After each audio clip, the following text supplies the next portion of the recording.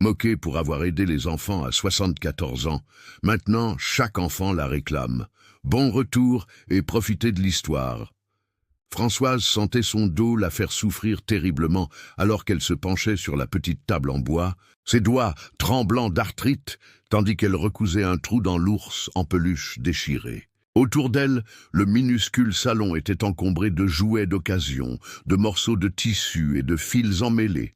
Mais Françoise ne voyait que des possibilités. Dehors, des rires cruels résonnaient à travers sa fenêtre ouverte. Elle n'a perdu la tête, venait la voix stridente de sa voisine, Nicole. Jouer avec des jouets à 74 ans? Pauvre vieille folle! Ces moqueries frappaient le cœur de Françoise, chaque syllabe s'enfonçant plus profondément que la précédente. Elle s'arrêta, ferma étroitement les yeux et murmura doucement pour elle-même « Je ne suis pas stupide. Je fais ça pour les enfants. » C'est alors que Thérèse, la fille de Françoise, fit irruption dans la maison, le visage rouge d'embarras et de colère. « Maman, ça suffit !» lança Thérèse, sa voix débordant d'irritation. « Tout le monde parle de toi. Ils pensent que tu es sénile, que tu perds ton temps avec ces jouets stupides. Arrête simplement !» Françoise baissa les yeux, le cœur lourd, tandis que des larmes brouillaient sa vision. « Thérèse, s'il te plaît, comprends, ces enfants n'ont rien, j'essaie seulement d'aider. »« Aider » railla amèrement Thérèse. « Tu nous humilies. Mes amis te voient ramasser des ordures dans les rues, des jouets cassés, de vieilles poupées. C'est pathétique. Pourquoi ne peux-tu pas simplement vieillir avec dignité ?» La voix de Françoise tremblait lorsqu'elle répondit doucement. « La dignité se trouve dans la gentillesse que nous montrons, pas dans ce que les autres pensent de nous. La gentillesse ne paiera pas tes factures, maman. » La voix de Thérèse s'éleva, sa frustration débordant. « Tu es délirante. Personne ne veut de ta charité, personne ne veut de ces jouets moches. » Sur ces paroles cinglantes, Thérèse claqua la porte derrière elle, laissant Françoise dans un silence étouffant. Pendant un moment, Françoise fixa l'ours en peluche d'un regard vide, son visage à moitié souriant déformé par les larmes qui tombaient sur sa fourrure usée.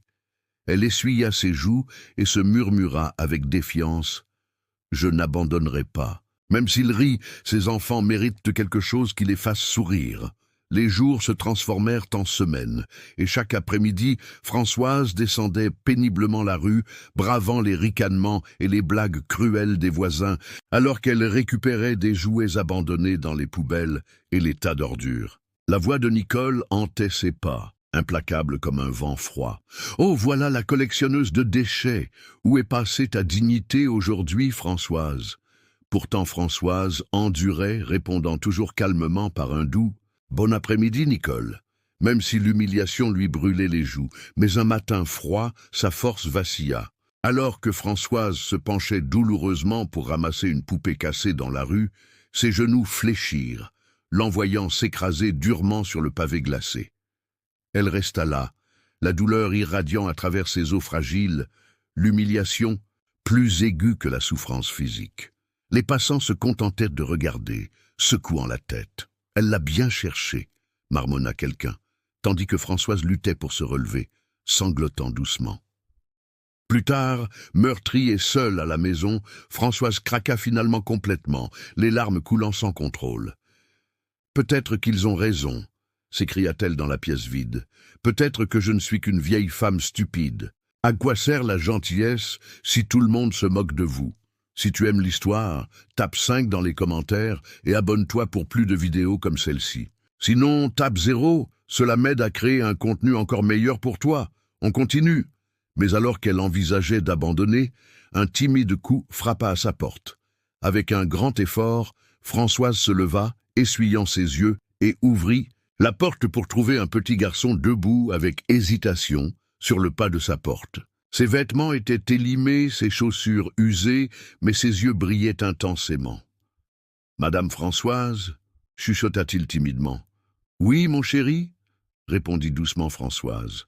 « Je m'appelle Hugo.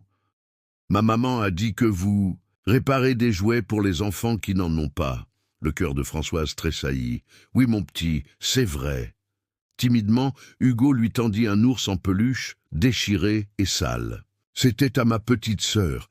Elle est malade, très malade. Maman dit qu'on n'a pas d'argent pour des jouets neufs. Pourriez-vous, s'il vous plaît, le réparer pour elle ?» Françoise sentit son souffle se couper. Dans les yeux pleins d'espoir, d'Hugo, elle voyait toutes les raisons pour lesquelles elle avait enduré la cruauté et l'humiliation. S'agenouillant péniblement, elle prit délicatement l'ours, souriant tendrement. « Bien sûr, Hugo, reviens demain, je l'aurai remis comme neuf. » Cette nuit-là, inspirée par un objectif renouvelé, Françoise mit toute son âme dans le petit ours, réparant chaque point avec amour et compassion. Sans qu'elle le sache, le frère aîné d'Hugo filma secrètement leur tendre échange, touché par le dévouement désintéressé de Françoise. En quelques jours, cette simple vidéo se répandit rapidement en ligne. Des millions de personnes observèrent la tranquille gentillesse de Françoise se déployer. Les réseaux sociaux explosèrent de commentaires, l'admiration affluant de tous les coins du globe. Cette femme est un ange. Elle nous a enseigné ce que signifie vraiment la dignité.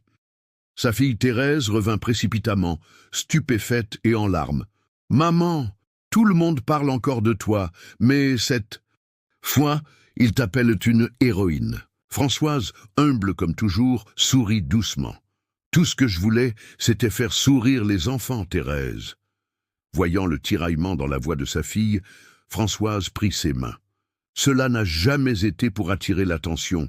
Tu sais, j'ai simplement vu la souffrance et j'ai fait ce que je pouvais. » Thérèse baissa les yeux, la honte colorant son visage. « J'ai été terrible envers toi. J'étais si préoccupé par ce que les autres pensaient que j'ai oublié de voir la beauté dans tes actions. » Françoise caressa doucement la joue de sa fille. « L'amour pardonne tout, ma chérie, et il n'est jamais trop tard pour apprendre. » Soudain, le téléphone sonna sans cesse. Des écoles, des centres communautaires, même des chaînes d'information, tous désespérés d'avoir la sagesse et la présence de Françoise. Des dons arrivèrent, des bénévoles offrirent leur aide, et Françoise transforma bientôt sa modeste maison en un havre accueillant pour les enfants, débordant de jouets réparés et de joies retrouvées. Un jour, une jeune mère épuisée arriva avec un cheval à bascule brisé, les yeux rougis de fatigue. « S'il vous plaît, pourriez-vous aider? C'est le jouet préféré de ma fille, mais je ne peux pas me permettre d'en acheter un nouveau. J'ai 3 emplois justes pour joindre les 2 bouts. » Françoise la fit asseoir, lui offrant du thé et une oreille attentive.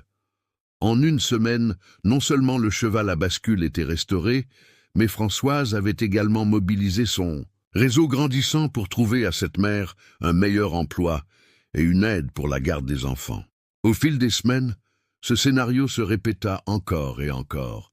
Chaque jouet apportait avec lui une histoire, un besoin plus profond que Françoise découvrait tranquillement et auquel elle répondait avec compassion. Bientôt, sa petite maison devint le cœur battant du quartier, un lieu où la gentillesse guérissait les blessures bien au-delà des jouets cassés. Un après-midi, Thérèse apporta une boîte de vieux jouets et s'assit à côté de sa mère, prenant maladroitement une aiguille et du fil. « Montre-moi comment faire, maman, » dit-elle doucement. « Je veux apprendre. » Avez-vous déjà été jugé à tort pour avoir simplement essayé d'aider les autres? Partagez votre expérience dans les commentaires. Dans les semaines qui suivirent, des journalistes de toute la France vinrent interviewer Françoise. Ils voulaient comprendre ce qui motivait cette modeste grand-mère à créer tant de joie. Françoise, humble comme toujours, haussait les épaules. « Je n'ai rien fait d'extraordinaire, » disait-elle doucement, ses mains toujours occupées à réparer. « J'ai juste vu un besoin et j'y ai répondu. N'est-ce pas ce que nous devrions tous faire ?» Mais c'était précisément cette simplicité qui touchait les cœurs. Dans un monde obsédé par le succès, la célébrité et la richesse, Françoise incarnait quelque chose de profondément différent, la pure joie de donner sans rien attendre en retour. Un matin, alors que Françoise Au préparer son thé, elle remarqua un mouvement inhabituel dans la rue.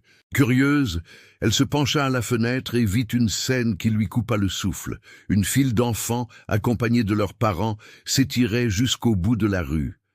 Chaque enfant tenait un jouet, et beaucoup avaient apporté des fleurs ou des dessins. « Qu'est-ce que c'est » murmura Françoise, stupéfaite.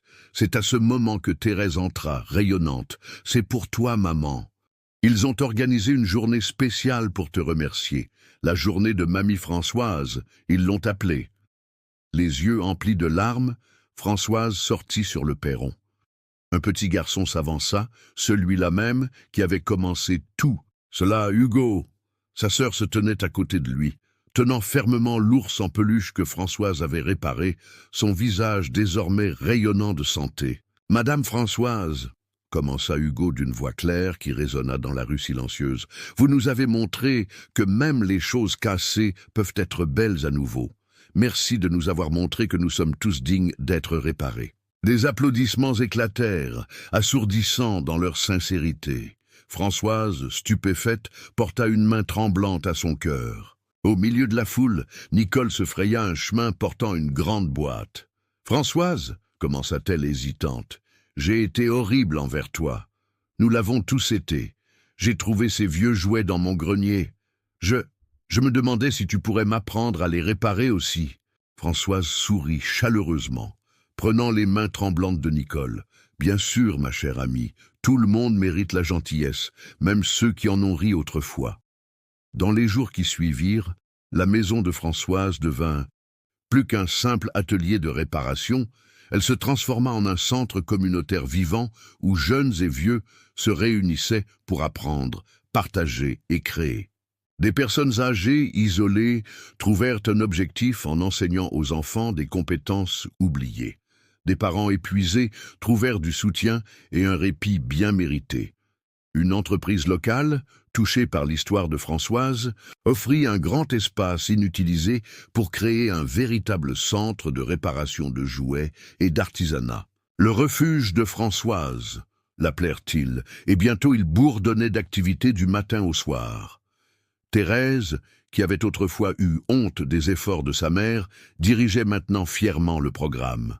Elle avait quitté son emploi, stressant pour se consacrer à temps plein à l'expansion de la vision de sa mère. « Tu avais raison, maman », confia-t-elle un soir, alors qu'elle contemplait le centre animé. « La dignité est dans la gentillesse que nous montrons, pas dans ce que les autres pensent de nous. » Françoise sourit, son visage ridé, lumineux de bonheur. « Il n'est jamais trop tard pour comprendre l'essentiel, ma chérie. » Mais le plus grand miracle se produisit dans les vies des enfants eux-mêmes. Des enfants autrefois timides et renfermés s'épanouissaient sous l'attention patiente de Françoise. Des adolescents troublés, initialement amenés par leurs parents épuisés, découvraient un havre de paix dans la réparation minutieuse des jouets. Un garçon en particulier, Victor, avait été amené au centre après avoir été pris en train de vandaliser l'école locale. Hostile et renfermé, il avait été assigné à aider Françoise comme punition alternative. « Je ne veux pas être ici », grogna-t-il le premier jour, refusant de la regarder dans les yeux. « Ce n'est pas grave », répondit calmement Françoise. « Je suis juste heureuse d'avoir de la compagnie. » Jour après jour, Françoise travailla tranquillement à côté de Victor, ne le forçant jamais à parler, mais l'incluant toujours dans ses projets. Elle lui confiait des jouets de plus en plus complexes à réparer, félicitant sincèrement ses talents naturels. Un après-midi, Victor arriva avec un petit chat en peluche déchiré, caché dans son sac à dos. « C'était à ma petite sœur », dit-il doucement, la voix à peine audible. « Elle est morte l'année dernière, cancer, je n'ai pas pu le réparer moi-même. » Françoise ne dit rien, mais prit doucement sa main. Ensemble, point par point, ils restaurèrent le petit chat, Victor partageant tranquillement des souvenirs de sa sœur alors qu'ils travaillaient. Quand ils eurent terminé, Victor contempla le jouet réparé, des larmes silencieuses coulant sur son visage. « Elle aurait aimé ça, » murmura-t-il. « Alors, elle doit être très fière de toi en ce moment, » répondit doucement Françoise. Ce fut le tournant pour Victor. Il devint le plus dévoué des aides de Françoise, montrant une patience particulière avec les enfants les plus difficiles qui venaient au centre. « Ils sont juste cassés à l'intérieur », l'entendit-on expliquer à un nouveau bénévole. « Comme les jouets, ils ont juste besoin que quelqu'un prenne le temps de les réparer avec amour. » Qu'adviendrait-il de Françoise maintenant que tout le monde voulait son attention? Ses journées autrefois solitaires étaient désormais remplies du matin au soir. Des invitations affluaient, programmes de télévision, conférences, même une proposition de livre. Mais au milieu de cette attention soudaine, Françoise restait inébranlable dans ses priorités. Elle refusait poliment la plupart des apparitions publiques, préférant passer son temps avec les enfants et leurs jouets cassés. « Ma place est ici », expliquait-elle simplement. « C'est ici que je peux faire la plus grande différence. » Cependant, elle accepta une invitation à parler à une convention nationale d'éducateurs. Nerveuse mais déterminée, Françoise monta sur scène, son petit corps fragile semblant minuscule face à l'immense public. « Je ne suis pas une experte », commença-t-elle, sa voix douce mais claire. « Je suis juste une vieille dame qui répare des jouets. Mais peut-être que nous avons tous besoin d'être rappelés de temps en temps que les choses les plus importantes dans la vie sont aussi les plus simples. » Elle parla de la joie qu'elle voyait dans les yeux des enfants quand ils recevaient leurs jouets réparés. Elle parla de la communauté qui s'était formée, des amitiés improbables qui s'étaient développées, des guérisons qui s'étaient produites. Nous vivons dans un monde qui nous dit de jeter ce qui est cassé et d'acheter du neuf, dit-elle. Mais ce faisant, nous avons peut-être perdu quelque chose de précieux, la capacité de voir la valeur dans ce qui est imparfait, la beauté dans ce qui a été réparé. Lorsqu'elle termina, le silence régna pendant un moment avant que la salle n'éclate en applaudissements assourdissants. Des éducateurs s'essuyaient ouvertement les yeux, profondément touchés par sa sincérité simple. À la suite de ce discours, des centres similaires commencèrent à apparaître dans toute la France, puis au-delà. Le mouvement Françoise l'appelait les médias une révolution tranquille de gentillesse et de réparation. Mais pour Françoise, la plus grande récompense restait les moments tranquilles avec les enfants, voyant leur visage s'illuminer lorsqu'elle plaçait un jouet réparé dans leurs mains. Un après-midi, alors qu'elle travaillait tranquillement sur une poupée particulièrement abîmée, une petite fille aux grands yeux solennels s'approcha et observa silencieusement son travail pendant un long moment. « Pourquoi tu fais ça ?» demanda finalement l'enfant. Françoise sourit. « Parce que tout le monde mérite quelque chose à aimer, ma chérie. » La petite fille hocha la tête, comme si cette réponse simple expliquait tout. « Tu répares aussi les gens ?» demanda-t-elle sérieusement. Françoise rit doucement. « Je ne fais que réparer des jouets. Mais parfois, quand on répare les choses que les gens aiment, un peu de cette guérison se répand aussi en eux. » La petite fille sembla digérer cette information, puis tendit solennellement un bout de ruban rose à Françoise. « Pour toi, dit-elle simplement, tu es la meilleure réparatrice du monde. » Ces petits moments, ces connexions simples mais profondes, étaient pour Françoise la vraie magie de sa vie nouvelle et inattendue. À 74 ans, Françoise avait transformé la souffrance en quelque chose de bien plus grand. Son esprit, d'où avait montré à toute une communauté le pouvoir de la compassion, la faisant non seulement aimer, mais chérie par chaque enfant dont elle avait touché la vie. Un dimanche ensoleillé, alors que le centre bourdonnait d'activité, Françoise se glissa discrètement dehors pour un moment de calme. Elle s'assit sur un banc dans le petit jardin qui avait été créé derrière le centre, regardant un papillon danser parmi les fleurs. « C'est paisible ici », dit une voix familière.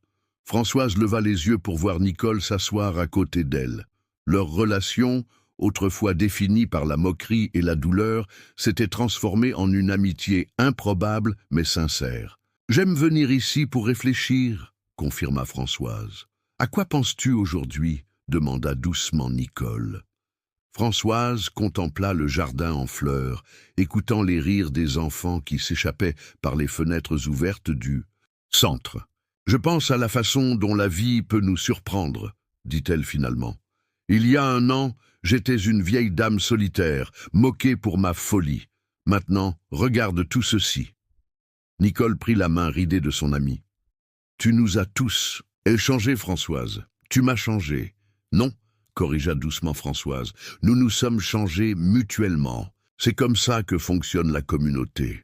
Nous nous guérissons les uns les autres. Elles restèrent assises en silence, contemplant la beauté simple du moment.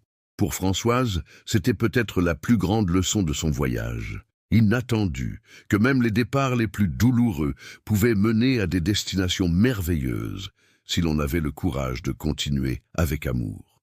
À l'intérieur du centre, une nouvelle famille venait d'arriver.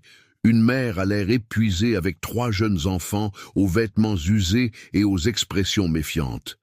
Ils se tenaient maladroitement à l'entrée, clairement mal à l'aise, et sur le point de partir. Thérèse les remarqua et chercha immédiatement sa mère. Sortant dans le jardin, elle toucha doucement l'épaule de Françoise. « Maman, dit-elle doucement, je crois qu'ils ont besoin de toi. » Françoise se leva immédiatement, son corps âgé oubliant momentanément ses douleurs face à l'appel du service. Elle s'avança vers la famille hésitante, son visage s'illuminant d'un sourire chaleureux. « Bienvenue, dit-elle, tendant la main vers la mère nerveuse. « Je m'appelle Françoise, et vous êtes ?» Lentement, comme la glace qui fond au soleil, la tension commença à quitter le visage de la femme. « Je m'appelle Amélia, » dit-elle avec hésitation. « Quelqu'un m'a parlé de cet endroit, que vous aidez les gens ?»« Venez, » dit doucement Françoise, prenant gentiment le bras d'Amélia. « Prenons d'abord une tasse de thé, et vous me direz comment nous pouvons aider. » Et ainsi, une nouvelle histoire de guérison commençait, un nouveau chapitre dans le livre de compassion que Françoise écrivait jour après jour avec ses actions simples mais profondes. La plus belle récompense pour Françoise vint lorsqu'elle remarqua que de plus en plus de personnes âgées du quartier commençaient à se porter volontaires au centre. Des hommes et des femmes qui, comme elle, avaient été mis à l'écart, considérés comme trop vieux, trop lents, trop dépassés par le monde moderne. Au centre, cependant, leur patience, leur sagesse et leur compétence de toute une vie étaient précieuses. Les enfants adoraient écouter leurs histoires, apprendre leurs artisanats et absorber leur sagesse tranquille. « Tu as créé plus qu'un centre de réparation », lui dit un jour le maire lors d'une visite. « Tu as créé un pont entre les générations. » Françoise sourit. Les choses les plus précieuses dans la vie ne peuvent pas être achetées dans un magasin, ni jetées quand elles sont un peu usées. Les gens, comme les jouets, deviennent parfois plus beaux après avoir été réparés. Que deviendrait son initiative une fois qu'elle ne serait plus là? Cette question commença à préoccuper Françoise alors que son 75e anniversaire approchait. Elle en parla un soir à Thérèse alors qu'elle fermait le centre. « Je ne suis pas éternelle, ma chérie, » dit-elle doucement, « et je veux être sûre que tout ceci continuera. » Thérèse prit les mains de sa mère. « Ne t'inquiète pas, maman.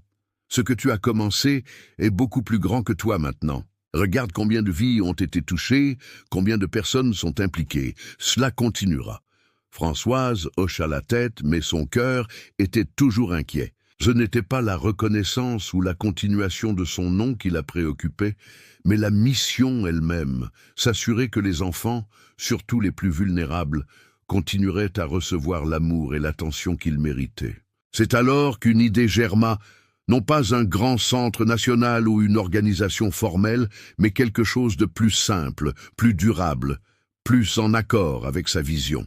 Elle commencerait à enseigner tout ce qu'elle savait, non seulement sur la réparation des jouets, mais sur la réparation des cœurs et des communautés. Dans les semaines qui suivirent, Françoise commença à documenter ses méthodes, ses approches, et plus important encore, la philosophie derrière son travail. Avec l'aide de bénévoles, elle créa un simple manuel de Françoise, un guide pratique pour quiconque souhaitait créer un espace similaire dans sa propre communauté. « Ce n'est pas compliqué », insistait-elle alors qu'il travaillait. « Il s'agit simplement de voir la valeur dans ce qui est brisé et d'avoir la patience de le réparer avec amour. » Le manuel, simple mais profond, commença à circuler, d'abord dans les communautés voisines, puis plus loin.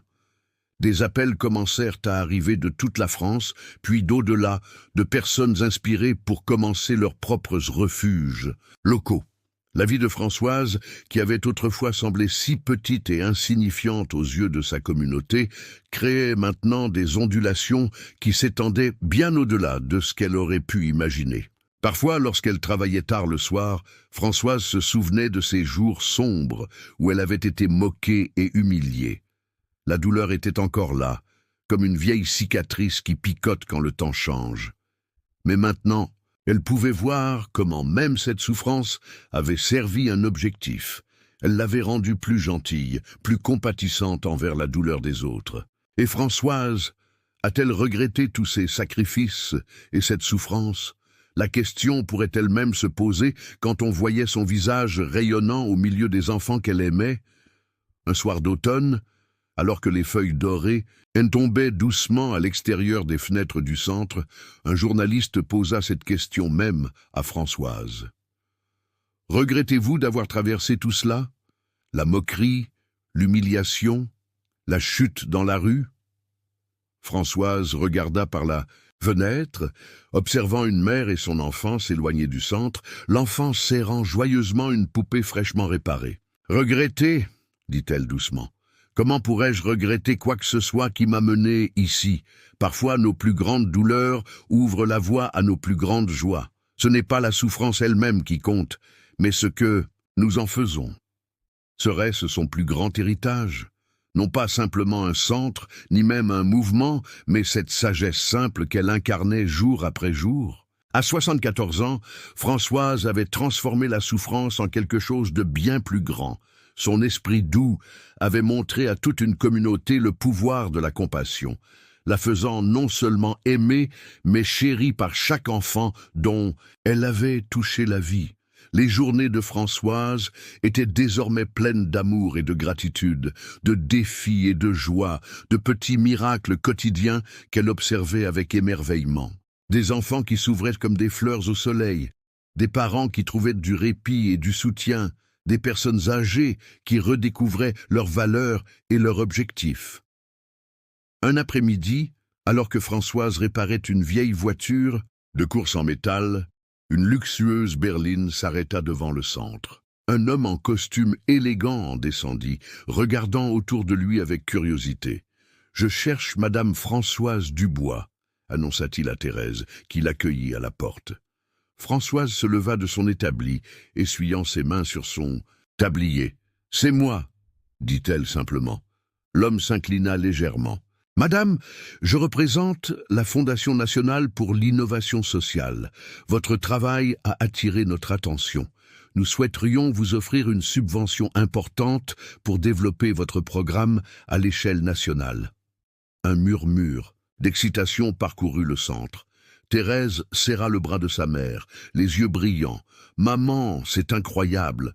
Mais Françoise hésita. « C'est très généreux », dit-elle lentement. « Mais je crains que vous ne compreniez pas exactement ce que nous faisons ici. Ce n'est pas un programme que l'on peut simplement copier et coller ailleurs. C'est une communauté. » L'homme sourit avec indulgence. « Bien sûr, madame, mais avec les ressources appropriées, votre communauté pourrait aider tellement plus d'enfants. » Françoise le regarda droit dans les yeux. « Monsieur, je vous remercie sincèrement pour votre intérêt.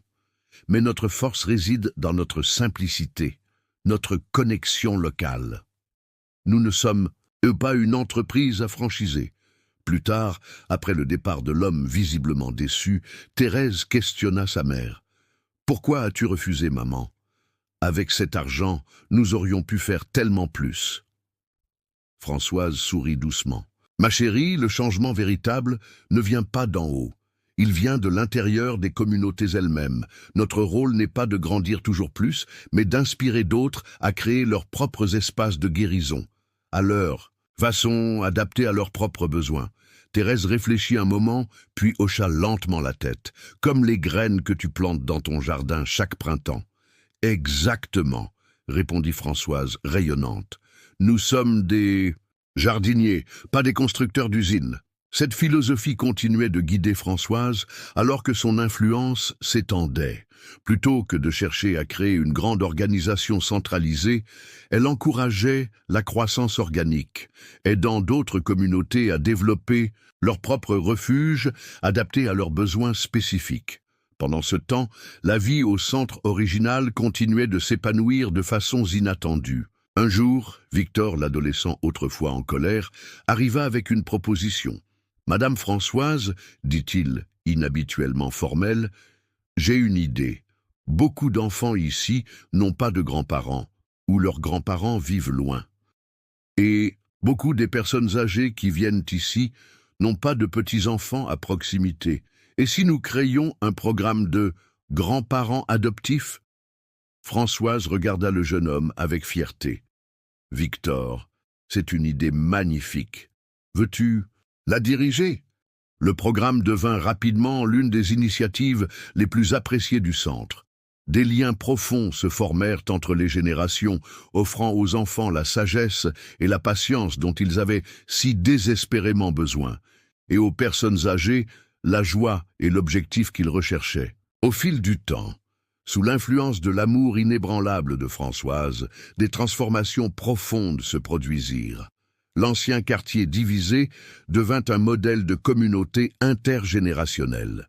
Les personnes qui se méfiaient autrefois, les unes des autres partageaient maintenant des repas, s'entraidaient et célébraient ensemble. Un dimanche matin, alors que Françoise se rendait au centre, elle remarqua quelque chose d'étrange. Partout dans les rues, des poupées, des ours en peluche et d'autres jouets avaient été placés sur les rebords des fenêtres, chacun portant un ruban rose, la couleur signature du refuge de Françoise. Confuse, elle accéléra le pas vers le centre, seulement pour le trouver fermé, les rideaux tirés, quelque chose qui n'était jamais arrivé auparavant. Elle frappa à la porte, perplexe. Après un moment, la porte s'ouvrit juste assez pour que Thérèse jette un coup d'œil. « Oh, tu es en avance !» dit-elle, l'air légèrement paniqué. « Tu ne peux pas entrer tout de suite, maman. Reviens dans 1 heure, d'accord ?» Intriguée mais obéissante, Françoise se promena dans le quartier, remarquant encore plus de jouets aux fenêtres. Certains semblaient neufs, d'autres clairement réparés. Tous portaient le même ruban rose. 1 heure, plus tard, comme demandé, elle revint au centre. Cette fois, la porte s'ouvrit grand et une foule de voix s'écria « Surprise !»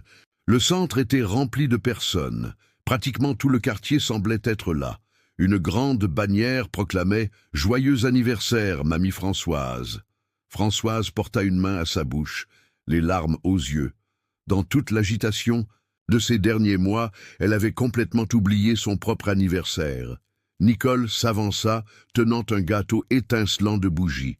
« 75 ans aujourd'hui, ma chère amie. »« Et regarde !» dit Hugo, tirant sa manche avec excitation. « Regarde dehors !» Françoise se tourna vers les fenêtres et réalisa enfin ce que signifiaient tous ces jouets. Les habitants du quartier avaient créé un défilé de jouets en son honneur, plaçant des jouets à leurs fenêtres comme symbole de son impact sur leur communauté. « Ce n'est pas tout, » dit fièrement Thérèse. Elle tendit à sa mère un livre relié en cuir. « Nous avons recueilli des histoires de tous ceux dont tu as touché la vie. Nous les avons appelés les contes de Françoise. » Françoise ouvrit le livre d'une main tremblante. À l'intérieur, des centaines de notes, lettres et photographies racontaient l'histoire de son impact sur la communauté. Des enfants qui avaient trouvé de la joie, des parents qui avaient trouvé de l'espoir, des personnes âgées qui avaient retrouvé un objectif, page après page de vie changée. Je ne sais pas quoi dire, balbutia Françoise, les larmes coulant librement sur son visage. « Tu n'as pas besoin de dire quoi que ce soit, » dit Victor, maintenant un jeune homme transformé par son amour. « C'est notre tour de te rendre un peu de la joie que tu nous as donnée. » La fête qui suivit fut remplie de rires, de musique et de tant d'amour que Françoise sentait son cœur pourrait éclater. Mais au milieu des célébrations, elle se glissa tranquillement dans un coin, observant avec émerveillement la communauté qu'elle avait aidé à créer. Thérèse la trouva là, un sourire paisible sur son visage. À quoi penses-tu, maman? Demanda-t-elle doucement. Françoise prit la main de sa fille. Je pense au pouvoir d'un seul oui. Un seul oui à ce que notre cœur nous appelle à faire, même quand tout le monde dit non. Parfois, c'est tout ce qu'il faut pour changer le monde. Qu'adviendrait-il de cette histoire? Comment continuera-t-elle à se déployer? De sa maison à Paris, Françoise a seulement commencé à comprendre comment un simple acte de gentillesse pouvait créer des ondulations qui touchaient d'innombrables vies. À 75 ans, Françoise avait transformé la souffrance en quelque chose de bien plus grand. Son esprit doux avait montré à toute une communauté le pouvoir de la compassion, la faisant non seulement aimer, mais chérie par chaque enfant dont elle avait touché la vie. Un matin, peu après son anniversaire, Françoise s'assit dans le petit jardin derrière le centre, savourant un moment de calme avant le début de la journée. Un papillon se posa délicatement sur sa main, battant lentement des ailes. « Tu sais, dit-elle doucement au visiteur fragile, on nous dit souvent que nous sommes trop vieux, trop faibles, trop insignifiants pour faire une différence. Mais regarde, même tes ailes délicates peuvent déclencher une tempête de l'autre côté du monde. » Le papillon s'envola, dansant sur la brise matinale. Françoise le regarda partir, un sourire paisible sur son visage. Il y avait encore tant à faire, tant d'amour à donner. Et elle était prête, car à 75 ans, Françoise avait découvert le secret le plus puissant de tous, que le vrai bonheur ne vient pas de ce que nous recevons, mais de ce que nous donnons, que notre valeur ne diminue pas avec l'âge, mais s'approfondit avec la sagesse et la compassion, que nous ne sommes jamais trop vieux, trop cassés ou trop insignifiants pour apporter de la lumière dans ce monde. Et alors que le soleil se levait sur un nouveau jour, Françoise se leva de son banc, prête à continuer son œuvre d'amour, car elle savait maintenant, sans l'ombre d'un doute, que chaque acte de gentillesse, peu importe sa taille, créait des ondulations d'espoir qui pouvaient transformer le monde entier. « Viens, dit-elle à un jeune bénévole qui arrivait tôt, nous avons des cœurs à guérir et des sourires à créer aujourd'hui. » Et avec ça, Françoise entra dans le centre, son esprit plus léger que jamais, porté par l'amour de ceux qu'elle avait si fidèlement servis. Car la plus grande joie de sa vie n'était pas d'être servie, mais de servir. Et dans ce service, elle avait trouvé sa véritable raison d'être. Félicitations. Tape 9 dans les commentaires pour me montrer que tu es resté jusqu'à la fin avec moi. Merci d'avoir regardé et à demain pour une nouvelle histoire sur cette même chaîne.